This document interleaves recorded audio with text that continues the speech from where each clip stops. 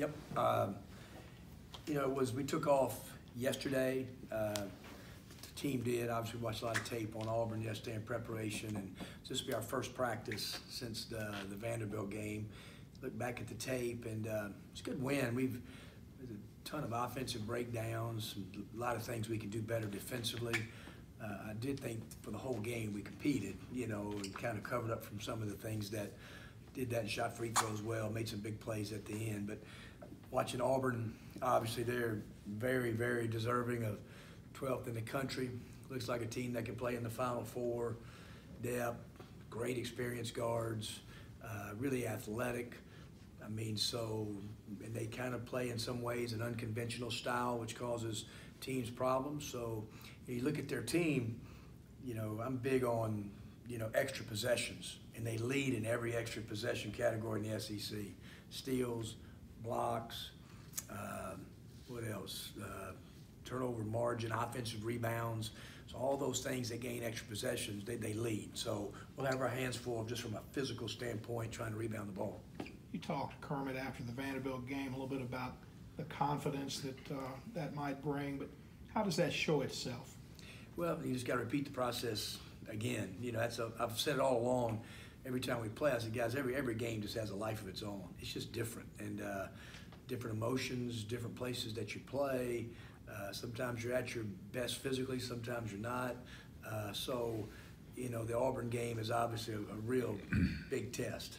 It's as experienced and talented as maybe any team in the country besides maybe Duke. And you watch that game, and that game is, a 5 or 6 point game in the last 2 or 3 minutes. So, I'm looking forward to it. I know our team is, preparing and see what we got on Wednesday night. You've coached against Bruce a lot. What is it about his teams that make them difficult to prepare for, difficult to beat?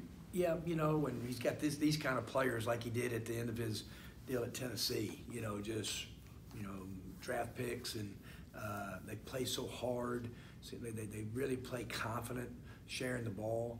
They play fast, but the right guys shoot balls. They're just well coached. They're just well coached. They rebound the ball, they guard at a high level, and so they're just, like I said, it's just a team that when you play them, especially in a big game like on Wednesday night, you're gonna get their very best, and they just do a lot of things well.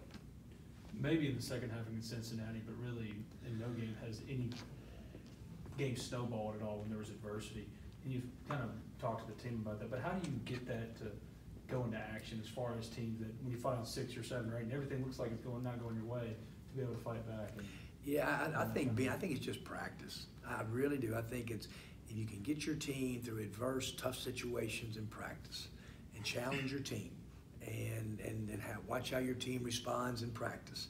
And when things don't go well or next play, and or you take a guy out for a defensive mistake, talk to him and how he responds, and all those things. It's just developed through practice, and I just think that's the only way that you can assimilate it at all. Then obviously now you're going to get game experience to be able to do it.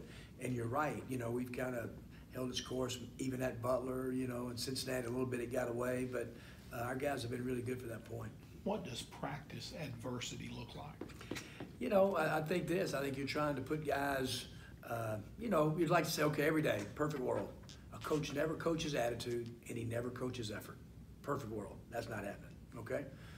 Now, we haven't coached a lot of attitude, but effort, on occasions for sure. And so when you coach effort and you put a guy in a situation now you turn around, he coaches, now he's playing with effort. Now that is what you expect to happen. And now as he's playing with maximum effort, now he's got to play with this amount of detail in his game. You can't just play hard, and especially at this level. And so now you really start grinding him down. Now the effort's right there. Now the mental capabilities of really trying to play that hard and play that smart. And then that's what it looks like, and for an average fan probably that snuck in any gym, it'd probably scare them sometime.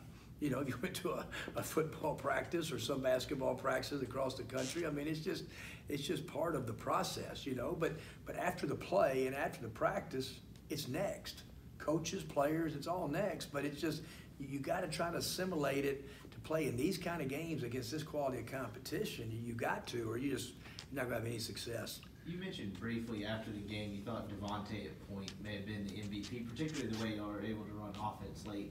With y'all not having Franco and obviously being better with Breen off the ball, just how invaluable is that role and him being able to play well there? Well, it really is, because obviously we thought Franco would be we thought he'd compete with Devontae, for the starting point guard position. And at worst would be our backup point. But he really has. He's been safe with the ball. He's been really safe. The last 5 games, maybe 3.5 to 1. Now sometimes we had some guys open in some set plays the other night that he didn't pull the trigger on it, but he's almost trying to be safe. And that's not a bad thing for Devontae, but it really is. He's probably the most valuable player on our team, just because of maybe not a lot of depth behind him. Terrence has gotten into some foul trouble that was documented the other day. When you look at it on film, is there some commonality? Is he reaching, that kind of thing? Reaching, Neil, reaching. I mean, he can be a great defender, and he'll just go undisciplined for a couple plays, and it's set him down, and so we looked at it. We looked at all the fouls, and he played a lot smarter over the last 8 minutes. He got close on one occasion. They called it on Dom, and both guys fouled him, and Dom did hit him first, but he's just got to stay disciplined. You got to stay in a stance, and when he does, then he's not trying to recover, just using his athletic ability to recover and reach, because he didn't stay in a stance. He didn't play a lot of detail defensively. So yeah, it's obvious, but when he stays in a stance, he's a really, really good defender. Obviously, you probably don't want him in foul trouble. Was there anything to the fact that he did play that 8 minutes smart without fouling? Can you build off of that? Sure can. You sure can, because in league races, when you've got your best players, I don't care who it is, the best in college basketball, you need your best players to be able to play 3 fouls, 4 fouls with time, and trust them, that if it is going to be a foul, it's going to be one of those fouls. It's not going to be because of a lack of attention to detail or, some foul that's not really within your game plan. So, yeah, I thought that was big for TD to do that, and we couldn't have won the game without him.